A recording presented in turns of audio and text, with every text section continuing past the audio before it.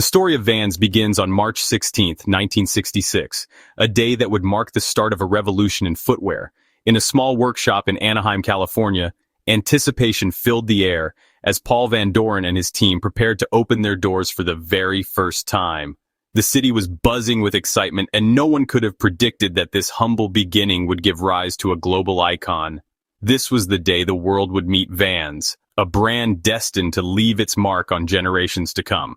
When Paul Van Doren, along with his brother James Van Doren, and partners Gordon Lee and Serge Delia, opened the first store of the Van Doren Rubber Company at 704 East Broadway, Anaheim, California.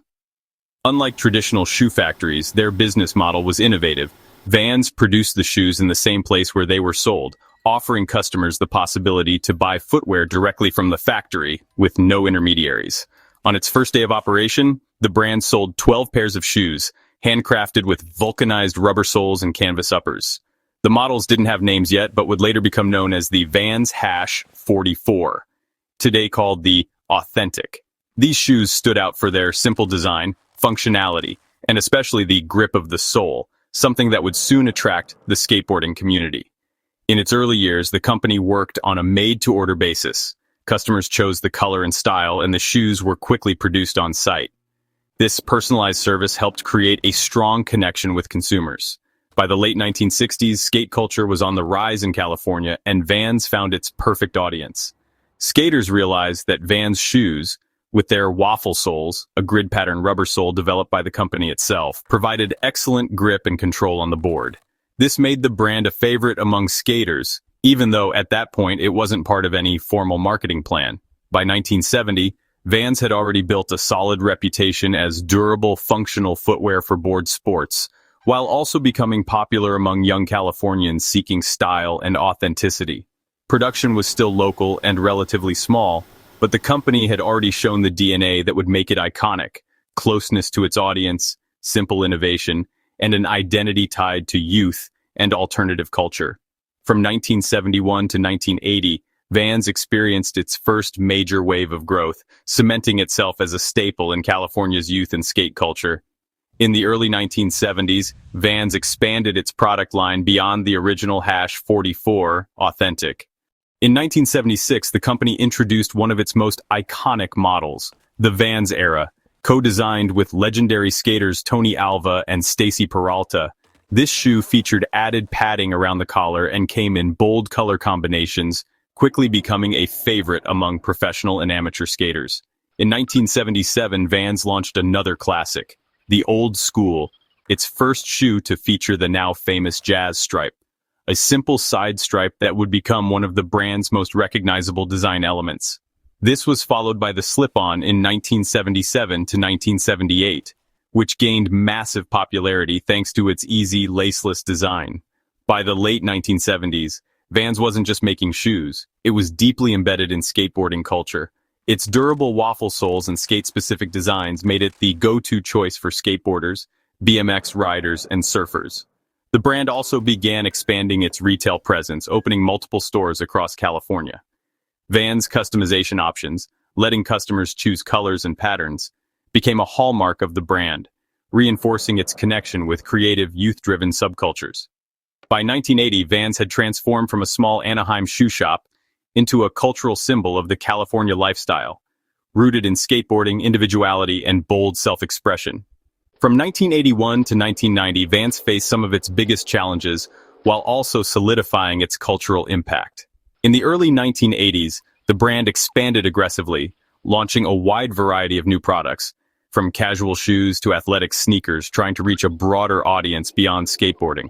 However, this rapid growth overstretched the company's resources. In 1982, Vans gained massive pop culture exposure when actor Sean Penn wore a pair of Vans slip-on checkerboards in the film Fast Times at Ridgemont High. The iconic checkerboard design became a national phenomenon, turning Vans into a symbol of rebellious youth and surf skate style across the U.S. Despite this boost in visibility, the mid-1980s were financially tough. Vans had invested heavily in expanding its product lines and opening new stores, but sales didn't meet expectations. By 1984, the company filed for Chapter 11 bankruptcy protection. Over the next few years, Vans restructured its operations, cutting back on less successful products and refocusing on its core skate and surf audience. By 1986, the company had recovered enough to emerge from bankruptcy, thanks to tighter management and a return to what made Vans unique: durable, stylish shoes for skateboarding and alternative youth culture.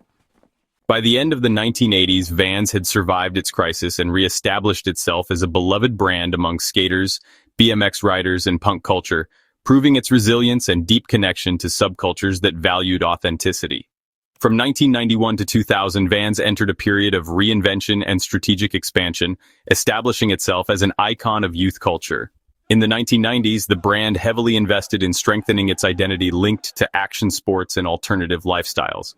Vans sponsored professional skateboarders, surfers, and BMX riders, positioning itself as an authentic brand within the Californian underground scene. In 1995, Vans took a bold step by creating the Vans Warped Tour, a traveling festival that combined punk and hardcore music with extreme sports. The event became a cultural phenomenon, bringing the brand closer to millions of young people and cementing its presence in the music scene. Throughout the decade, the company also expanded its product line, launching new versions of its classic models and creating sneakers inspired by the emerging streetwear aesthetic. Internationalization was also a priority. Vans opened new stores and strengthened its distribution in countries across Europe, Asia, and Latin America. This expansion helped the brand move beyond its Californian skate niche and become global. By the end of the 1990s, Vans was no longer just a sneaker brand for skateboarders. It had become a symbol of counterculture, embraced by musicians, artists, and young people seeking authenticity and style. From 2001 to 2010, Vans entered a phase of restructuring and global strengthening, solidifying itself as a mainstream brand while maintaining its underground roots. In the early 2000s, Vans faced financial challenges and was forced to rethink its operations. In 2004, the brand was acquired by VF Corporation, a major U.S. apparel and footwear conglomerate that owns brands like The North Face and Timberland. This acquisition provided the resources Vans needed to expand and modernize its structure. With VF's support, Vans broadened its presence worldwide, opening flagship stores in major cities and improving its e-commerce platforms. The brand also invested in collaborations with artists, designers, and cultural icons, making its products even more appealing to a diverse audience. The Vans Warped Tour continued as one of the brand's strongest cultural platforms, drawing millions of young fans and reinforcing the brand's close relationship with music and action sports. During this decade, Vans also worked on reviving its classics, such as the authentic, old school, and slip-on, turning them into fashion staples embraced by streetwear enthusiasts and mainstream consumers alike.